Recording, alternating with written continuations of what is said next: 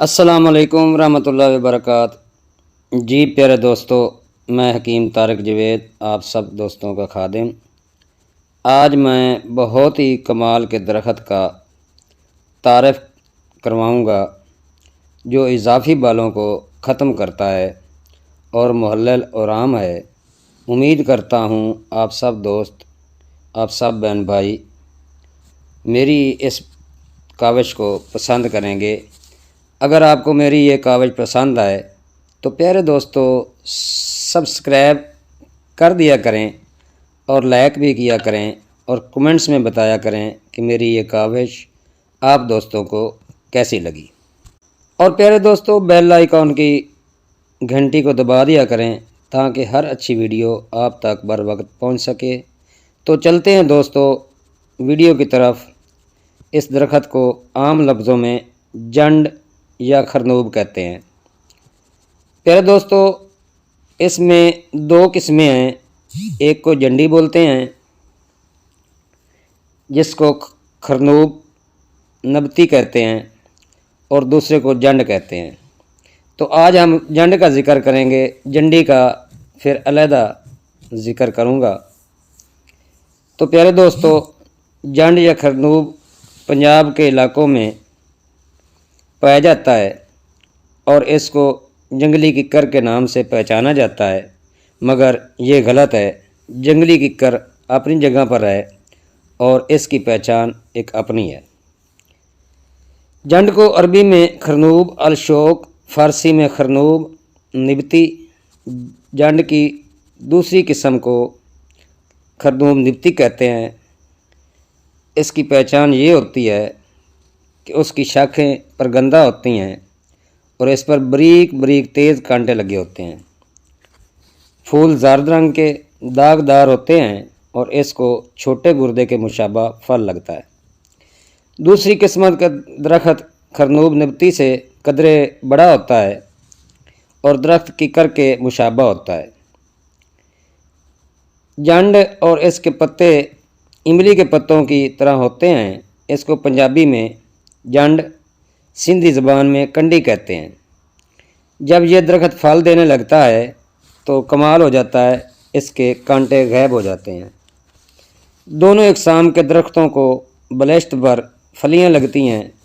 خرنوب نبتی کی پھلیوں کو کوئی نہیں کھاتا، لیکن چرواہے جنگل میں خرنوب کے یعنی کہ جنڈ کی پھلیاں روٹی کی جگہ کھا کر گزر اوقات کر لیتے ہیں، کیونکہ ان سے غذائیت حاصل ہوتی ہے، بدل اس کا ببول کی پھلیاں اور مازو سبز ہے۔ رنگ قدرے سیاہ، پھول زرد، ذائقہ شیریں، مزاج دوسرے درجہ میں سرد ہے اور دوسرے ہی درجہ میں خشک ہے۔ مقدار خوراک 6 گرام سے 12 گرام۔ مقام پیدائش سندھ اور پنجاب کے خشک علاقہ میں پایا جاتا ہے، علاوہ کراچی۔ افعال و استعمال قابض ہے، محلل الرام ہے اور حابس اسہال ہر قسم کا ہے۔ اس کا ضماد اعضاء میں خشکی پیدا کرتا ہے اور کھلانے سے معدہ میں اور آنتوں میں بھی خشکی پیدا کرتا ہے اور مکوی اثر ہوتا ہے۔ ہر عضو سے خون بہنے کو روکتا ہے، اسہال بند کرتا ہے، بطور سنون ہلتے ہوئے دانتوں کو مضبوط کرتا ہے۔ خرنوب کے پتوں کو باریک پیس کر خروج میں پچکاری کرتے ہیں۔ کہا جاتا ہے کہ خرنوب یعنی کہ جنڈ کونوں کی جڑ میں پانی ہوتا ہے۔ بقدر 48 ملی گرام پلانے سے پرانی کھانسی اور دمہ کو فائدہ بخشتا ہے۔ جنڈ درمیانے قد کاٹ کا ایک سایہ دار درخت ہے۔ یہ کہنا تو بہت مشکل ہے کہ درختوں کی درجہ بندی میں اسے کہاں رکھا جائے، کیونکہ یہ سایہ دار بھی ہے اور بہت کارآمد بھی۔ اس کی لکڑی بہت کارآمد ہے کیونکہ سردیوں میں سب سے زیادہ اس کے پتے عمدہ چارہ کے طور پر استعمال ہوتے ہیں اور لکڑی جلانے کے کام آتی ہے۔ چھال، پھلیاں اور گوند سب بھی بطور ادویات بھی استعمال ہوتی ہے۔ اس کی لکڑی جلانے میں کام آتی ہے۔ جنڈ کی ہر شے کارآمد ہے اور اس سے فرنیچر وغیرہ بھی تیار ہوتا ہے اور معاشی اہمیت رکھتی ہے۔ شاید اس لیے صحرائے تھر کی ایک کہاوت ہے کہ اگر کسی کے پاس ایک بکری، ایک اونٹ اور ایک جنڈ کا درخت ہے تو سخت حالات میں بھی ہمارا قحط کچھ نہیں بگاڑ سکتا اور موت اس تک نہیں پہنچ سکتی۔ اس کی پتلی لمبی شاخیں گھروں کی چار دیواری اور بھیڑ بکریوں کے باڑے وغیرہ بنانے میں استعمال ہوتے ہیں یا پھر کھیتوں کو باڑ لگانے کے کام آتی ہیں تاکہ کوئی جانور کھیتی کو خراب نہ کر پائے، اور اکثر شکاری اس کی لکڑی میں چھوٹا شہد بھی تلاش کرتے نظر آتے ہیں۔ عموماً گندم کے باڑ میں یہ شہد ہوتا ہے۔ 35-40 فٹ اونچا ہوتا ہے یہ درخت۔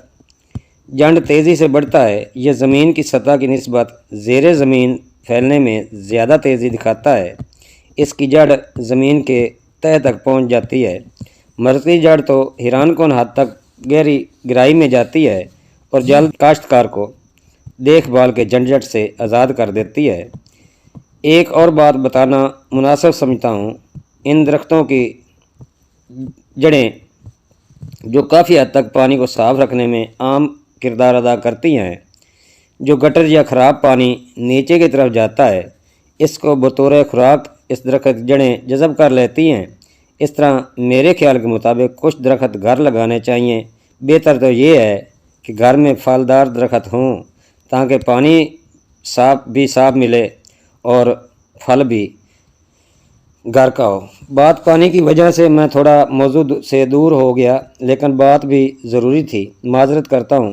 مرکزی جڑ کو 35 میٹر یعنی 120 فٹ گہرائی تک بھی دیکھا گیا ہے۔ اس طرح یہ نہ صرف اپنی ضرورت کا پانی کھینچ لاتی ہے بلکہ آس پاس کے زمینوں کو بھی زرخیز کرتی ہے۔ اوپر سے اپنے خاندانی فریضہ یعنی نائٹروجن فکسنگ بھی مہیا کرتی ہے۔ جنڈ قد کاٹھ اور وضع قطع میں ککر سے مشابہ ہوتا ہے، لیکن پتوں کے ساخت اور پھولوں سے الگ پہچانا جاتا ہے۔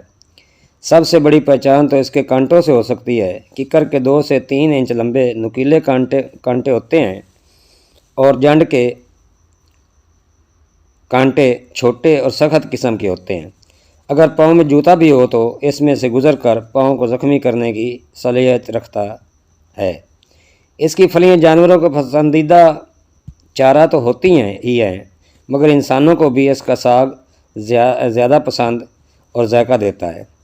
ان پھلیوں کا ساگ صحرائے تھر کا من پسند کھانا ہے۔ اپنے بھرپور وٹامنز کے باعث صحت بخش بھی ہے اور بہت سے امراض کا علاج بھی۔ اس کی پھلیاں ککر کی پھلیوں کی نسبت زیادہ کماندار ہونے کے باعث اپنی الگ پہچان رکھتی ہیں اور پکی ہوئی پھلیوں کا ذائقہ میٹھا اور گلے کو ٹھنڈک پہنچاتا ہے۔ جنڈ پاکستان اور بھارت میں پھیلے ہوئے نباتاتی سلسلہ حیات کا اہم رکن ہے اور ان نباتات کی وجہ سے ہم کو مفت میں آکسیجن ملتی ہے، موسم کو خوشگوار بنانے میں اہم رکن ادا کرتے ہیں۔ تو آئیں دوستو اب نسخہ کی طرف۔ نسخہ کچھ یوں ہے: جنڈ درخت کی کچی پھلیاں لے لیں اور اس کو چٹنی کی طرح بنا لیں اور اس کا لیپ اضافی بالوں کی جگہ پر کریں، اضافی بال ختم ہو جائیں گے۔ آج کل کے بچیاں لیپ وغیرہ نہیں کرتے، تو میں نے بہت سال اس پر تجربہ کیا۔ اس کے جوہر سے ڈیڈ ہیئر لوشن تیار کیا ہے جس کی میرے دواخانے کی پیکنگ ہے اور میں اپنے دواخانے پر استعمال کرتا ہوں۔ والسلام۔